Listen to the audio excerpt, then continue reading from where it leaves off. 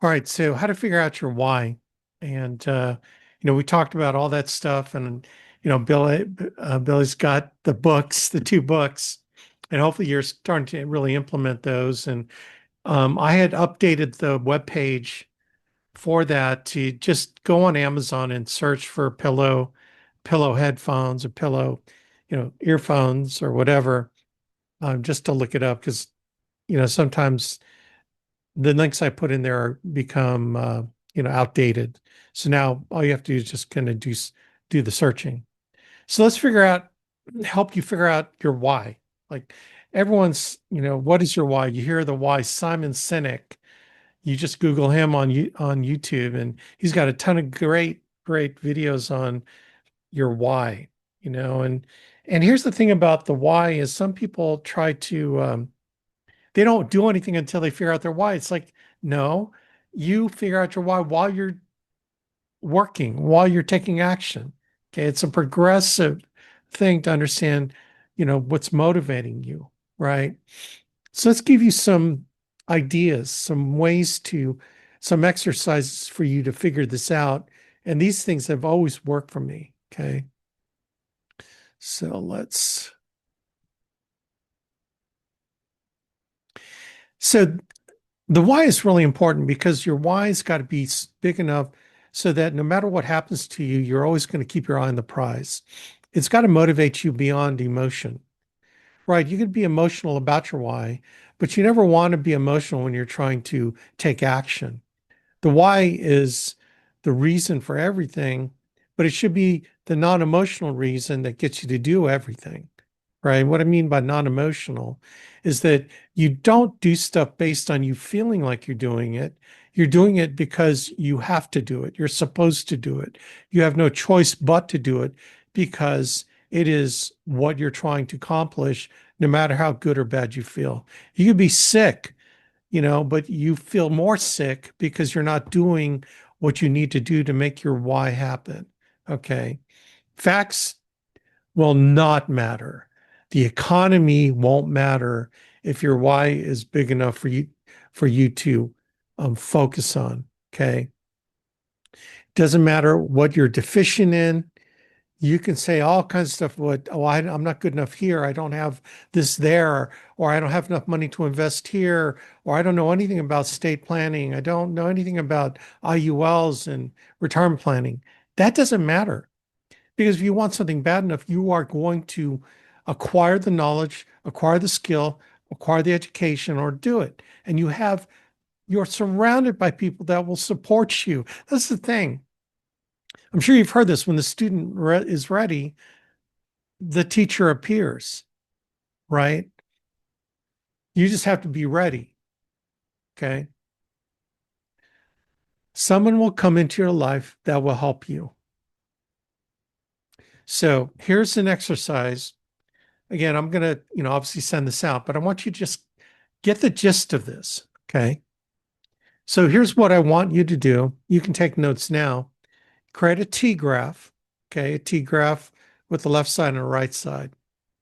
On the top left side, write down at the top what I have that I don't want. What is in my life right now that I do not want? Then at the right side, write what I want that I don't have. So on the left side is what I have that I don't want and what I want that I don't have. It's important to do both. Okay.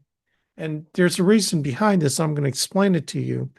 But okay, so hopefully you're taking notes and you're kind of doing this with me. Okay. Okay. Now write down, brainstorm. This is a brainstorming session. Not now, but spend time, good solid amount of time writing down, brainstorming things that you don't want in your life. For example, um, okay, brainstorm list of things in your life you don't want on the side. You and your spouse ought to do this. Okay. And then you separately, but then compare it later. Sometimes that can be a little scary. Okay. Whoops. So what are examples? Okay. Well, I'm about 50 pounds overweight. or 20 pounds, whatever it is for you. I got credit card debt that I want to get rid of. I got student loans. My relationship with my spouse is just not good, right? It's not where I need it to be. And I want to get away from feeling bad all the time, feeling guilty that I'm not doing enough for her or him or for the family or the bad feelings from that. I want to get rid of my fear of poverty, my fear of not being able to retire, all these fears and worried about bills. I want to get rid of that. Worried about making money all the time, worried about paying my rent every month or paying my mortgage every month. I want to get rid of all those negative feelings. What do you have that you want to get rid of? Okay. Now, now figure out, what do I want that I don't have? Brainstorm the list of things in your life that you want that you don't have on the right side. Whoops. Like, I want to own my own home. If you're renting, you want to own your home, or I want to own a home in a nicer part of town, right? I want and need a better spiritual life. I feel lost sometimes. I want to be able to know that I can depend on my faith and God's providence for me, his mission for me, and that I could totally surrender to what that is. I want to fall in love with my spouse again. I want take my family to Disney World. I want a new car. I want a car that starts every time I go out there. Okay. What a concept. I want a car under 100,000 dadgum miles. Okay. Whatever it is. It could be material, it could be qualitative. I want a better quality of life. It's okay to want things. All right. It could be material, doesn't have to be, it could be whatever. But there are things in your life that are not being met that you want, that you need, you know.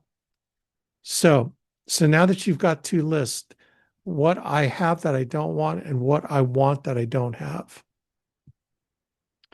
then here's what you do. The exercise is to convert everything on the left to something on the right, right? So what you're doing is you're converting what you don't want into, what does that correlate to what you do want? Sometimes it correlates one-on-one. For example, let's say you want to lose 50 pounds or 25 pounds or 10 pounds. And then on the right, what you want is, I want to be healthier. Well, the two go hand in hand, right? So you can I want to be healthier to include dropping 50 pounds. Okay. Do you see how you convert getting out of credit card debt to, I want to be financially free from debt. That's what I want. I want to be free from debt. It's a subtle thing, but it's a super important thing to do. Rephrase the items on the left to what you want that you don't have and turn it into a positive goal. Okay. Again, instead of losing 50 pounds, turn it into, I want to weigh 175 pounds to be healthy and to be able to live to see my grandchildren, God willing, right?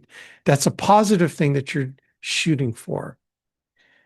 Here's why. The brain doesn't process the negative. It hears the positive, right? And so let me illustrate this.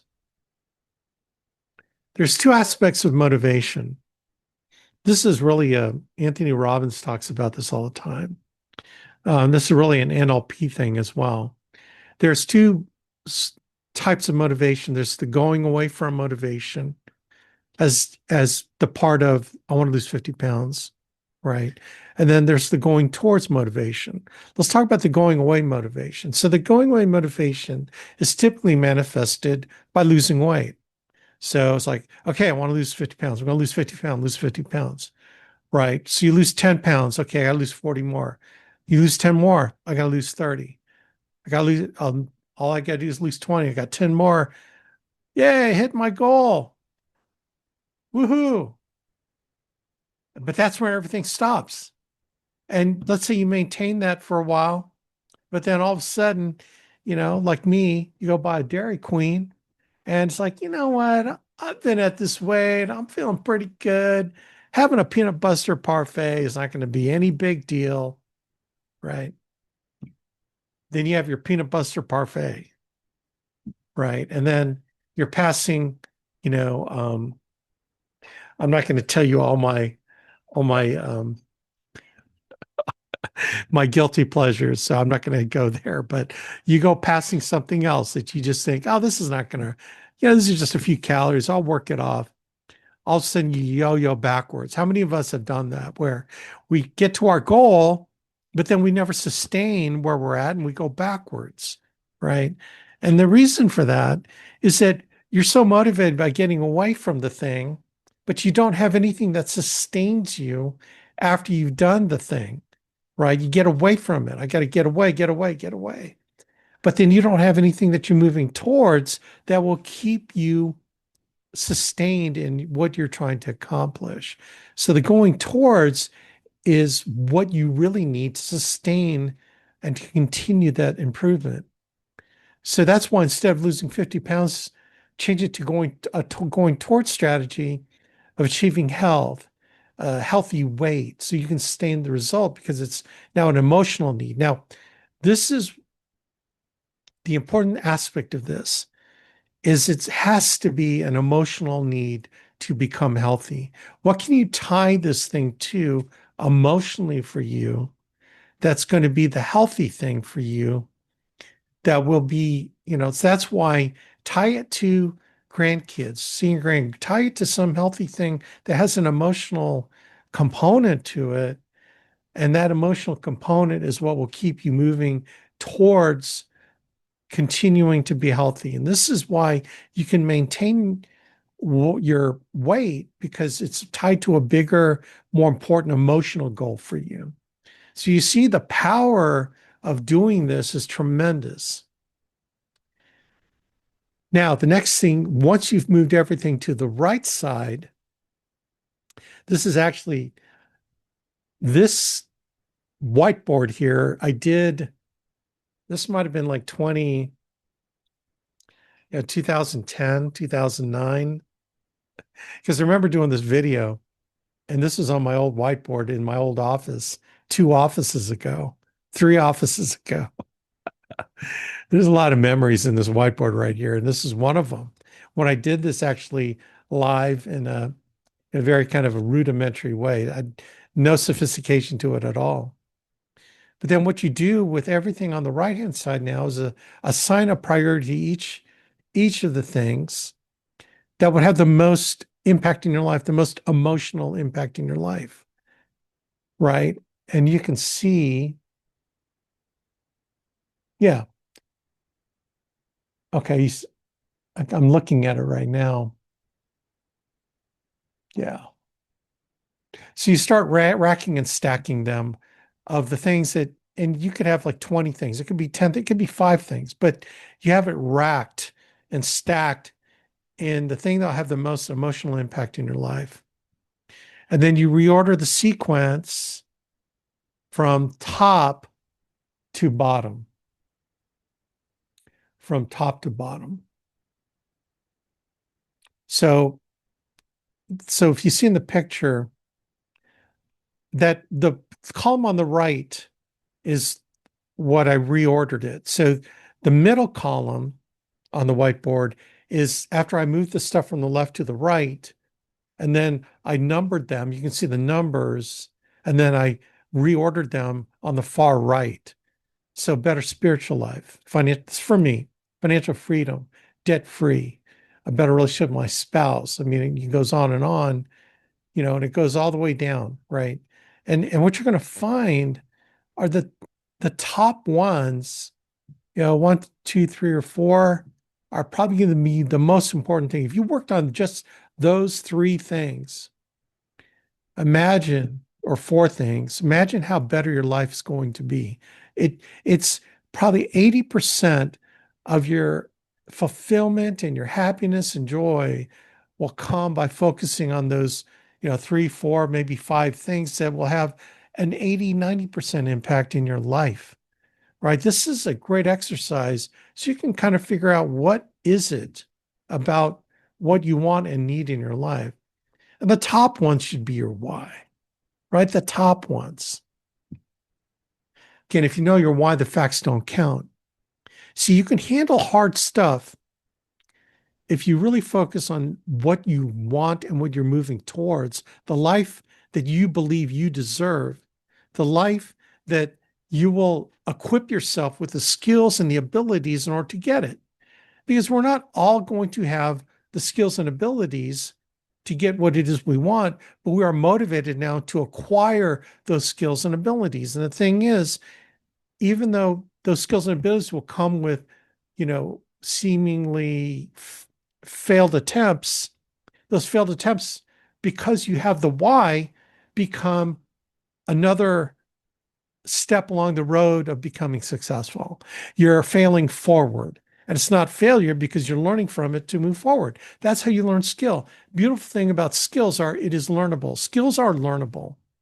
Okay. Your attitude is going to be so much better because you know what you want. It's a focus area. This is where you can apply laser focus. The reason why people can't apply laser focus is because they're so scattered with what they want. They want all these things, but they don't know what their priorities are. Once you get clarity and purpose, clarity of priorities, everything else becomes easy. And what I mean by easy is that the failures become easy to overcome, right? The mountains become molehills because your eyes on the prize, not on every little thing that comes up your way. So I'll give you my son, Athen, for example. So my son growing up, man, there's just stuff he wanted, stuff that he just focused on. He's got tremendous focus, even as a kid, because he was just driven because he wanted a camera, he wanted a new laptop, he wanted a new phone. He just, these things that he just wanted, he just totally focused on it, man. He thought about it all the time. He figured out different extra things he could do to make some more money that we would pay him to do extra. We never paid our kids for chores because that's, hey, you're part of this family. So that's minimum wage is you get to live under our roof. You get to eat our food. When the kids ask, hey, are we rich? It's like, what do you mean this we thing? What do you mean we? There's no we. I'm rich. You're not. You are my child. I'm providing for you. Okay. Minimum wage is your chores. This is how you maintain the family unit. If you want some extra stuff, we can negotiate extra stuff beyond your chores that you can do to make money. Right. And he was all about it, man. All about it. And it was in his mind all the time. I want a new camera. I want a new laptop. I want a new phone. What can I do? Right. So he did stuff, right? His iPhone, his Canon EOS, his MacBook Pro. Do you know what? He got each and everything that he wanted and focused on, and he talked about it all the time. This is, a teenager kid, like 13, 14, like that young, right? And then again, we never complimented our kids ever on how smart they are. We always complimented how hard they're willing to work. Right? Always compliment on their ability to work hard to get what it is they want. Duh, why would Athen think like this? Because this is how we raised him. In fact, let me tell you, Billy, about the self-talk. Shad Hempstetter had self-talk cassettes for kids. And when our three young kids were in one room, we like to put them in like a nursery, basically. Our three young kids were in one room. This is when I actually got started in the business. And I learned this in the Amway business. We got Shad Hempstetler's cassettes to play in a cassette recorder in a cassette player in their rooms when they were little. We had a baby, like a 4-year-old and a 2-year-old and a baby. And they were growing up listening to these cassette tapes when we put them to bed, kiss them goodnight, and then I would hit play and they would hear, and it was this cute, kind of a cartoonish voice. But it would tell them how great they are. It would tell them that they work hard. It would put positive thoughts in their heads as they were growing up. I know some of y'all thinking, gosh, I wish I learned that when I was a young parent. Okay, well, you're learning it now. Okay. And you're learning it for you, right? And then when your kids become parents, teach them. It, see, this is where my son got it from was the stuff that we put in his head. We programmed him. If we could program our kids by these cassette tapes when they were going to bed at night, imagine what it could do for you. I'm telling you, it works. Okay, how to program your goals. So this is an important, goes with the book Goals by Brian Tracy.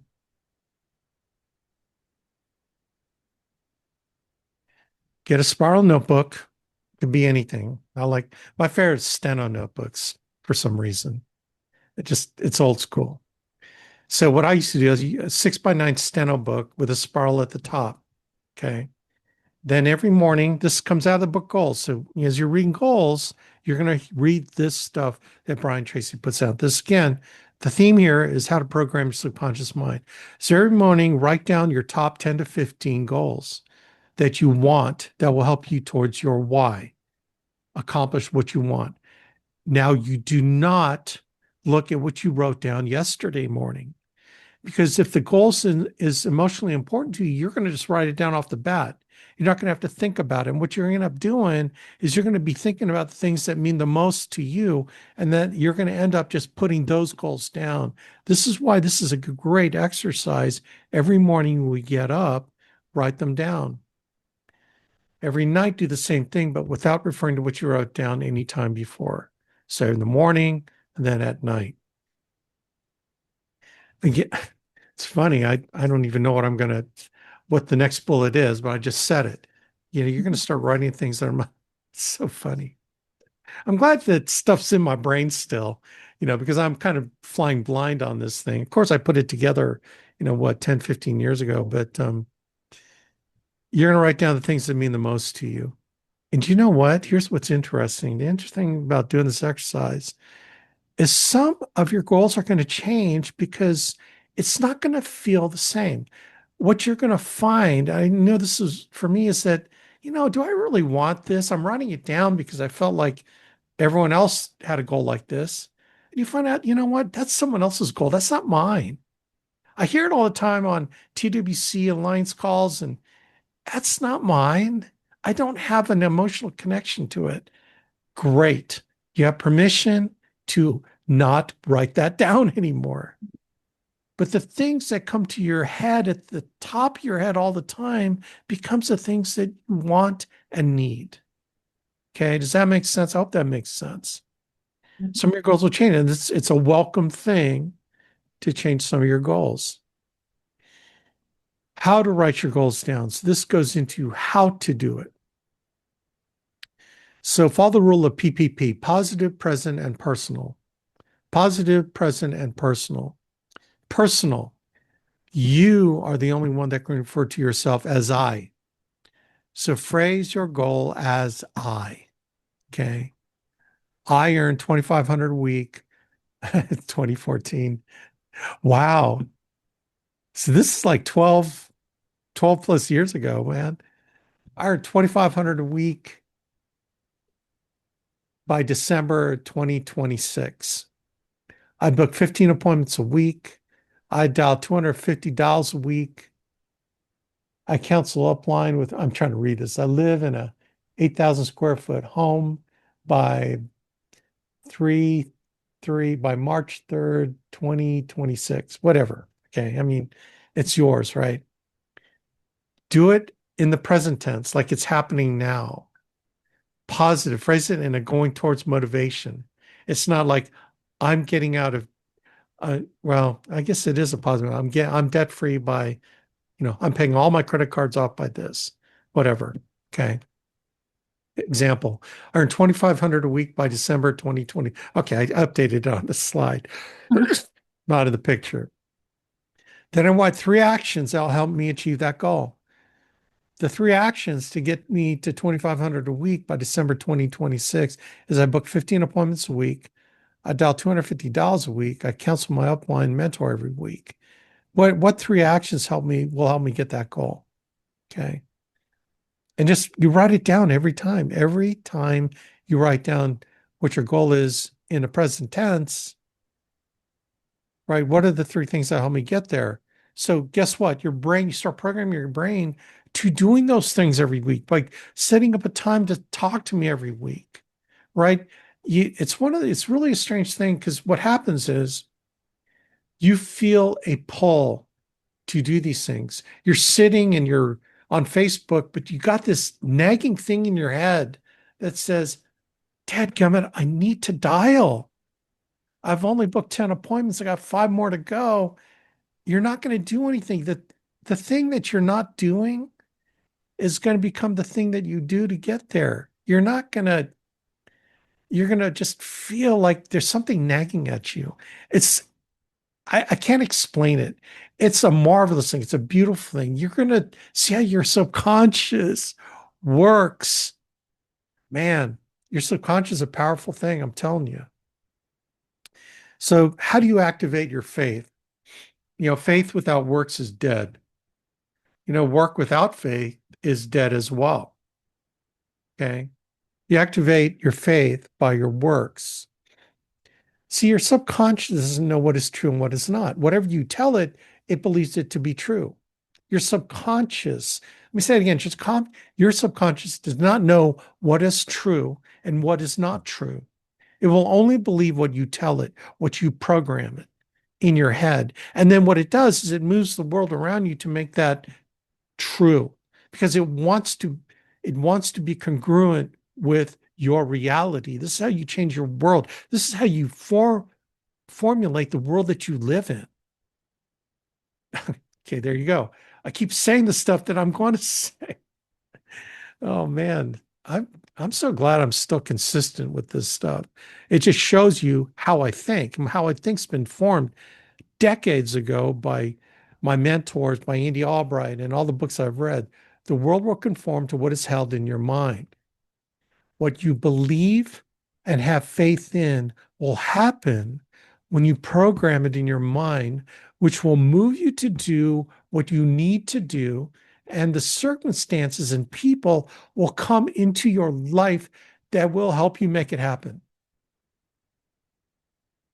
Now, look, in my humble but accurate opinion, as you're doing this, you need to stay in prayer because what will here's what will unfold what's going to unfold is you're going to discover God's will for your life. You're going to discover why God put you on this earth. Your mission of who you are to be and why you were born will start manifesting itself, and you're going to discover it in this process. And when you do, oh my gosh, Katie, bar the door because the world will not stand still. It will move for you, right? When you surrender totally to that. And through this process, you're going to learn it. That's the thing. You don't wait to do something before you do it or this, realization. You have to do it to get the realization of what God's path is for you. You have to put it in motion. See, when the Israelites went to the Red Sea, they didn't know we're running away. Okay. But they didn't focus on what they're running from. They're focused on running toward. And because they're focused on what they're running toward, the sea parted. If they kept looking behind them, they'd be run down by those chariots. But Moses kept saying, man, the promised land, baby, we're going there. And we got to get away from these knucklehead Egyptians that have been enslaving us. And they had a vision for the land of milk and honey. They had a vision of running to something, not running away from something. And the Red Sea parted. They activated by faith, their faith by work, by the work of going towards this. They had no idea what was going to happen. They just had faith. Your faith will activate all this. John 14:12, very truly I tell you, whoever believes in me will do the works I have been doing, and they will do even greater things than these. because I am going to the Father. I mean, what better confidence can you have than in Scripture that tells you that you have been anointed priest, prophet, and king to effect and actuate God's will in this world, despite the enemy, despite the darts he throws your way, despite any what you think are failures. He's activated you to work. He's activated you to have faith. He's activated you to create and build the kingdom that he's made ready for you. You just have to step out and you got to do it. The field of neurotheology is kind of crazy. Studies how the brain is pre-wired for you to exercise faith. It's the coolest thing when you think that God made your brain, right? What he made your brain to do? He made your brain to exercise the faith that he's given you because he exercised because of the hole in your heart. And the only way that you can fill the hole in your heart is God. It's the God-sized hole in your heart that you're trying to fill. And the only way to fill it is by pursuing him with everything inside you. That's why your brain was made to have this kind of faith in order to work and activate it. Hebrews 11:1. Now faith is the substance of things hoped for, the evidence of things not seen. Hope. Hope is a powerful thing. Hope is a powerful thing. In fact, I had just posted, hold on, let me see if I can find it. St. Augustine wrote this thing about hope. Hope is like two sisters. Let's see if I can find it.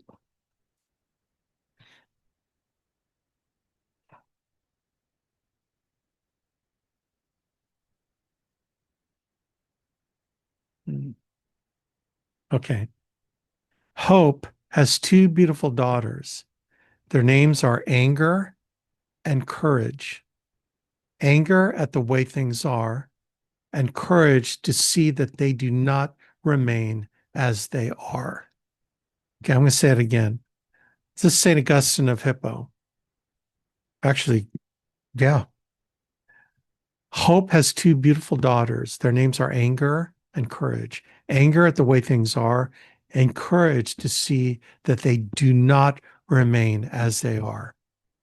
He totally addresses the two motivations, the getting away from, the going towards, doesn't he? The courage to go towards and the anger to get away the heck from things that are binding you and holding you down. Is that cool? Even St. Augustine talked about that. You have the power. You exist. You were created in the image and likeness of God, and you have the power to make this happen. So how do you program your goals? 3x5 goal cards. Write down each goal on one goal card. When you get no-showed, pull these out and read these out loud, each one. So one goal is I earn 205, I earn 2,500 a week by the end of December 2026. I book 15 appointments a week. I dial $250 a week. I counsel with my upline mentor every week. Read these early and often. Keep these with you and read these. You're gonna memorize them for sure. Twice a day, if not more. What I used to do is I put these goal cards, I'd have them with me, and then before every appointment, I'd read through them. After every appointment, I'd read through them. Like I was reading through them all the time, to the point where I was like just speaking these without even doing them. These 2 minutes of going through your goal cards will change your life, I promise you. See, what comes out of your mouth does not come back void. It will come back to you. It will come back to you. It will manifest itself. It's just the way how things work. Visualization. The visualizing of what you want to accomplish is huge. Okay. This is all the NLP stuff. Oh man, I'm going to attempt to get through this. Okay. All of it. I'm close, I believe. Visualization, the turbo boost to get you what you want. One of the most powerful things you can do for goal achievement. I think I just said that. Okay, so here's a really cool example. So there was a study done on a basketball team shooting free throws. Okay. So this one basketball team, they split up in two groups. One group actually practiced their free throws. Okay. And I have to say, on my high school team, I was like the number one free throw shooter. We always had this competition and we got a steak dinner with the coach. I hit 100 out of 100 free throws. So what we do is we do 10 at a time, and then the next player would do 10, and then we'd swap 10, 10. I hit 10, 10 times. Like I hit 100 free throws. Anyway, one group actually practiced their free throws. Check this out. The other group only spent their time visualizing shooting successful free throws. They put it in their mind, their perfect form and their shot. They just visualize that free throw going in, going in, going in, swishing every time. So who did better?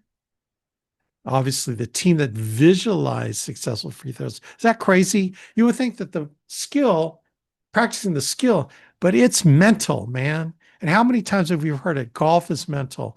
You know, when you're playing pro level, whatever sport, it's up in your head more than it is in the skill level, right? This is exactly the same thing in this business. Closing sales, doing live transfers, right? It's what's in your head. Visualizing a successful live transfer, visualizing successfully getting through an e-up, visualizing hiring the right people to blow your business up. It's all in your head. You manifest it by thinking and visualizing it. Again, God gave you a brain that is so powerful. Many of us don't use hardly a percentage, small percentage of this awesome thing that God created, right? Remember, you're made in the image and likeness of God. Why would he give you an inferior brain, right? He gave you the right brain for you. See, visualization helps you imagine achieving each goal and emotionalizing the experience. So you got to think about what it would be like to make 2,500 a week. How would that feel knowing that you're getting that deposit because of the work you did up until that point to get to the point where it's consistent, and then 2,500 becomes 5,000. 5,000 becomes 10,000 a week, right? It's emotional because you visualized it as emotional. Okay, so this is all this NLP stuff. Well, when you're doing a visualization exercise, you got to think about it in terms of color. What does it look like achieving that goal? What will it feel like? What does it sound like? Each goal card requires you to imagine that picture and feeling and sounds and colors associated with achieving your goal. The more you can involve all five senses, and it might be weird to do that for a goal, but if you can associate a goal with you're with your family at Disney World, or you know, you're writing the last check to pay off your credit card. That's what that means to you. Imagine where you're doing that, right? Create the full sensory experience about it every time you read that goal card. I promise you, man, you start getting emotional about it. It will, and you can turn it on like this. What is your picture? This is called a dream board. What does your picture of success look like? Do you have a dream board? We used to do this in Amway business all the time. What does this look like for you? Okay. And that now, look, gang, I am not talking, oh, it's so materialistic. Like, I'm not talking about that. I'm talking about experiences, goals of being recognized, of helping the most people, whatever it is. And it could be materialistic. Don't like, come on, man. Let's not get into a moral debate on materialism. I'm not debating it at all, right? God gave us dominion over this world. It's the love of money is the root of all people, not money itself. Money is just a green piece of cloth. Okay. It's not paper, it's cloth. It's like an advanced form of cloth. It's all it is. Good people do good things with money. Bad people do bad things with money. Money is not your idol. It's what you can do with it. Having experiences with your family. Okay, so let's just not go there. I mean, I guess we can have a lesson on the love of money. Okay, but it's loving your God with all your heart, soul, mind, and strength, loving your neighbor as yourself. What a concept. Stick with that. And it's just how we know this works, visualization. You ever hear a song that takes you back to a certain place, time, and the person you were with? You know, if I say, okay, I'm an old guy. So I talk about when's the first time you heard Freebird? You know, were you in like junior high school? You know, were you 13? You know, whatever. I have one, a song that I think about that takes me back to high school. And I can almost like feel every aspect of what that means to me and the person I was with. And I totally remember, like, is like it was yesterday. Is there a song that you think of that gets you back? It's like you transfer back in time in an instant. Is there a song or you hear someone's name and that name takes you back to that person, back to when you were with them, right? We know that association, that emotional association that's surrounded by our senses can take you where it is you want to go. That feeling comes back instantaneously.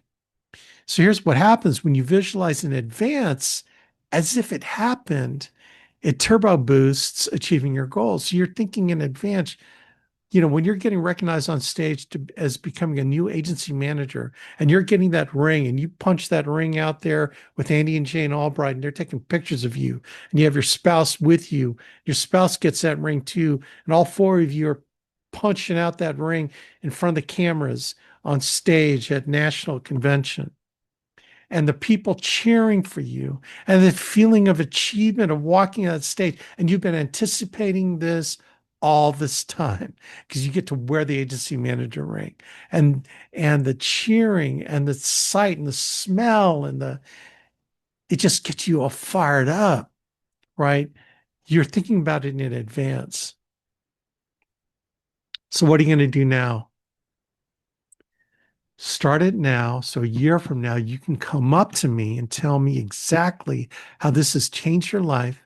And you will list out each awesome thing that has happened to you. This is powerful, gang. Can you see yourself doing that? Coming up to me a year from now saying, Alex, of the things that I did, this is what happened. It is worth it. I promise you. All right, gang. That is that. Let me 9:57. Okay. I got through it all. So I was hoping to get through it all. I've got a bonus one that I might do Thursday on what to do about people that ghost you. All right. Well, I hope that made sense. I hope that helped everybody. That I was said, amazing, That Alex. was Thank you. incredible. really Thank you. good. I'm glad. Like I said, Yeah, that was awesome. That's great. That was very great. good. I'm That's Alex. it. Especially, I love the biblical references. They were spot on. Well, good. You know, see, Jesus said, and I agree that, no, just kidding. Now, sometimes people say, well, Jesus said this, and I happen to agree with what he said. It's like, come on, man. All you have to do is say, Jesus said it. That's all you got to say. Anyway, we just got to do more of what he says, right? And do less of what the world tells us to do, right? I mean, it's a simple formula, right? But sometimes he tells us to do the hard things, right? You know, there's a reason why he suffered and walked Calvary. We all have our crosses, right? And we all have our cross. And what makes the cross easier is him. He makes it easier, but we still have to carry it. We bear the cross, he will help us carry that cross. That's the beautiful thing about it. What we have to do is submit to the suffering, and he makes it easy. The burden is easy, his yoke is light, right? I always, man, every time I think something gets hard, it's like, you know what? It could be way harder than it is. He is helping me carry this. We don't even sometimes know when he's carrying it for us. But here's the thing. We know that he is because it could be 10 times harder. But we're bearing what we're bearing because it's teaching us something. It is the manifestation of us becoming more like him by going through the suffering and the challenges, because we're never going to be more like him if we don't go through it. Right.